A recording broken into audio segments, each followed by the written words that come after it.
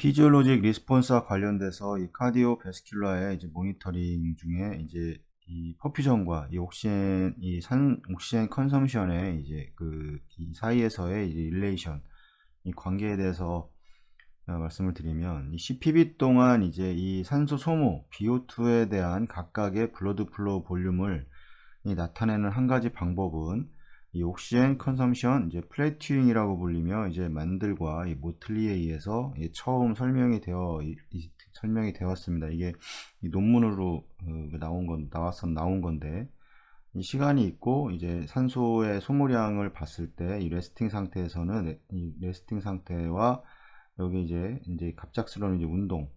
운동을 했을 때 이제 BO2가 이 시간이 지남에 따라 어느 부분에서는 더 이상 이렇게 지속적으로 소모되지 않고 플래튜잉을 이루는 이런 구간이 있다. 이렇게 해서 이런 뭐 여러 가지 공식을 가지고 설명을 했는데, 이 방법을 사용해서 이제 CPB 동안 이제 BO2를 계산할 수가 있고, 이 BO2가 더 이상 증가하지 않을 때까지 이제 BO2 플래튜 퍼퓨전을 이제 증가하게 되는데, 그 이제 퍼퓨전은 이 리워밍과 같이 이 BO2가 변해서 이 어떤 인터벤션이 필요할 때까지 이제 유지를 하고, 이때는 플래튜의 포인트를 이제 재설정을 해야 된다, 이렇게 나와 있습니다. 그래서 여기서 이 설정되는 값을 이제 이 계산을 해야 된다는 거고, 이러한 기술의 한 가지 이제 이론적인 장점은 이 플로우보다 변하기 쉬운 다른 영향들의 이제 주의하게 된다는 것입니다. 이게 플로우를 아무리 많이 준다고 그 산소가 잘 공급이 되고 전체의 그 올간에 산소가 공급이 되는 게 아니기 때문에, 예를 들어 이제 지나친 이제 혈관 수축, 그 다음에 이제 혈관 확장에 있어서 이 퍼퓨전 프레셔를 약을 써서 조작하는 것은 아마도 이제 확실하게 이 언더 퍼퓨전에는 이제 에어리어의 퍼퓨전을 이제 증가시킴으로써 이제 BO2를 이제 증진시킬 수 있을 것이다, 이렇게 얘기를 하고, 이는 BO2에 이제 최적화된 이제 한 가지 이제 개념이 이제 된다. 이 기술이 가장 큰 어려움은 이제 CPB 동안 어떤 주어진 임상적 이제 BO2의 계산과 비교해 볼 만한 좋은 표준이 이제 없다는 겁니다. 그래서 이렇게 이 논문에서는 이런 식으로 얘기를 하고, 여기서 원스 이제 엑서사이즈라고 했는데, 이제 최순환 과정에서는 여기서는 이제 이 리워밍 타임에서 이제 이런 거를 여기다 대입을 해서 그 비교를 할 수가 있습니다. 이 기대되는 온도의 효과를 이제 바로 잡을 수 있을 때는 이제 깨어있는 상태이거나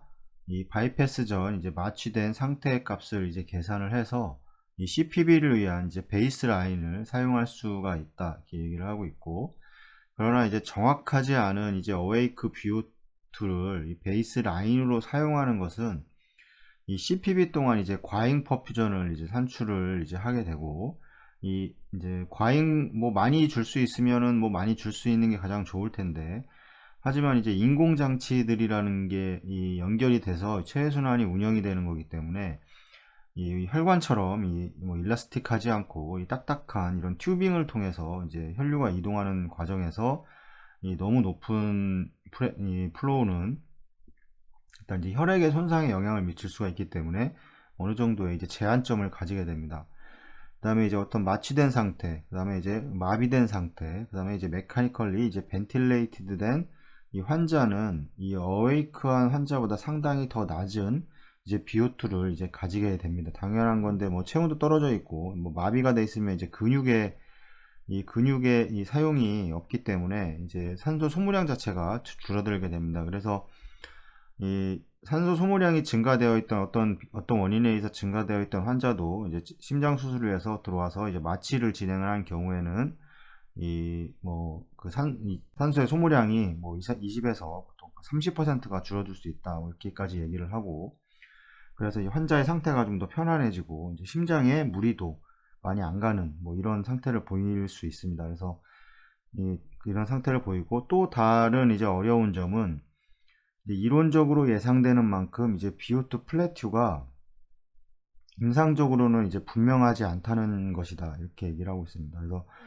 이 파롤라리 등은 이제 BO2와 이 전통적인 시스테믹 플로우 인덱스, 이제 쿨링과 리워밍 동안의 카디악 인덱스 2.4와 4에서의 이제 28도시에 30도시에서의 카디악 인덱스 2.4와 이 하이포서믹일 때 2.0 이거로 이제 이 상태였을 때 이거로 매니지된 이제 101명의 환자에 있어서 이제 CPB 동안 이 히모다이나믹의 영향에 대해서 이제 더 깊이 연구를 했는데 바이패스 3단계 동안 이제 DO2와 이제 BO2 사이에 이제 직접적인 이제 관계가 이제 있었다고 하고 쿨링 동안 이제 BO2와 이제 민 아트리얼 프레셔 또는 이제 페리페랄 베스큘라 레이선스 사이에 이제 어떤 쿨링 동안에 이런 관계는 없었지만 리워밍 동안에는 이러한 요인들이 이제 반대로 관련이 이제 있었습니다. 당연히 이제 리워밍 때 이 전체 혈액의 온도가 상승을 하고 그럼 이 혈액의 온도가 상승을 함으로 인해서 이제 조직에서의 온도도 올라가게 되고 당연히 이제 산소의 소모량이 당연히 증가를 할 겁니다. 그래서 플로우도 올려주게 되는 거고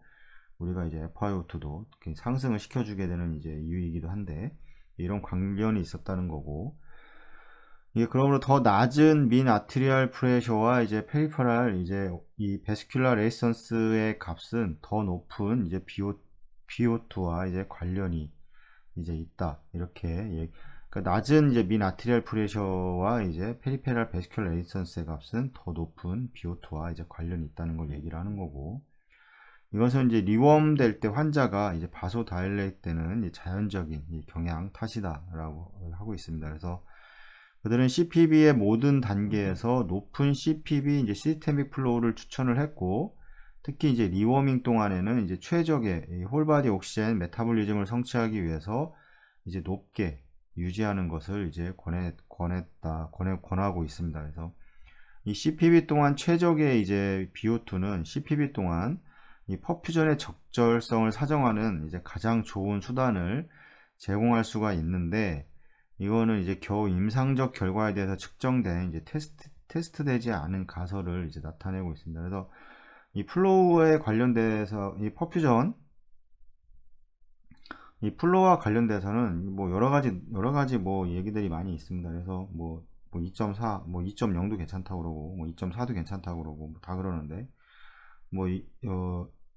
보통은 뭐 2.4, 2.2에서 뭐 2.4 정도로 유지를 하는 거로 이제 다들 이렇게 하고 있는데 이런 것들이 다 이런 데이터들이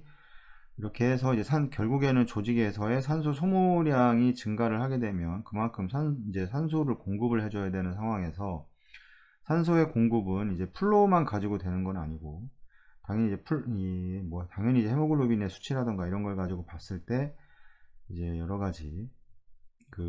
조절할 부분들이 있다고 생각을 합니다. 헤모다일루션이 돼 있으면 헤모글로빈이 뭐 20%에서